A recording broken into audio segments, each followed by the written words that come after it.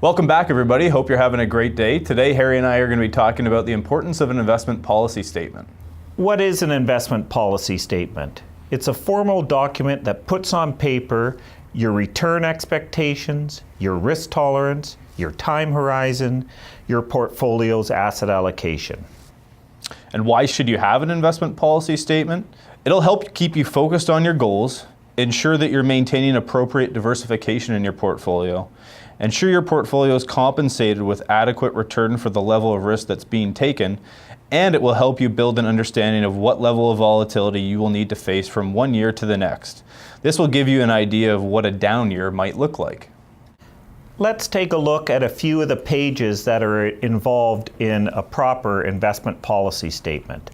Obviously, there is more than what we're going to show you here, but this will give you a general gist as to what to expect when you have one done. As you can see, we've used two clients, one named Joe and one named Jill. And after they've filled out their risk tolerance, Joe has come in as a risk tolerance number 4, and Jill has come in as a risk tolerance number 5. As you can get a general feel, 4 is sort of a middle of the row risk profile, while 5 is a little bit more risky, an individual that can handle a little bit more volatility. Let's see what that would look like from an asset allocation.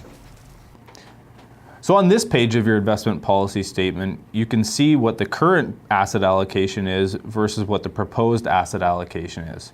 For these fictional clients, you can see that they have about 20% in fixed income, 12%, plus short-term fixed income 4% and cash at 4%. So totaling 20% in fixed income and 80% in equities. The proposed asset allocation shows that these clients would probably be more comfortable with 35% in the fixed income and 65% in equities. Also, you can note that their Canadian content, the Canadian equities, is a little bit overweight versus elsewhere in the world. And so we should also look at globally diversifying this portfolio a little bit more for these clients. If you look at the next page, you can understand how these changes might affect their potential volatility and their expected rate of return. As you can see what their current portfolio is on this page, you can see that in the first year, they can expect in a fantastic year up to 32.77% positive return, but they can also expect in an absolutely terrible year a minus 22.23 return.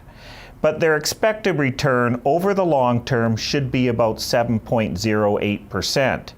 This all sounds nice, but you have to be willing to put up with the minus 22.23% to be able to get to that 7.08%. Most people fixate too much on the expected average rate of return without paying attention to the volatility that will go along with it. As you can see, the proposed portfolio, that is based on how they've answered their risk questionnaires. To give them a better idea of what they're actually comfortable with, and also the ability of whether or not they'll be successful with the portfolio that they've chosen. So you can see in the proposed portfolio, there's a 27.79% expected rate of return in the absolute perfect year, and the absolute worst year, they're expecting 18.18%, and the average rate of return expectation is 6.59%. Again, there isn't a huge difference, so if the individual is willing to put up with a little extra risk and a little more volatility above what they're comfortable with, they are able to get a little bit more expected rate of return.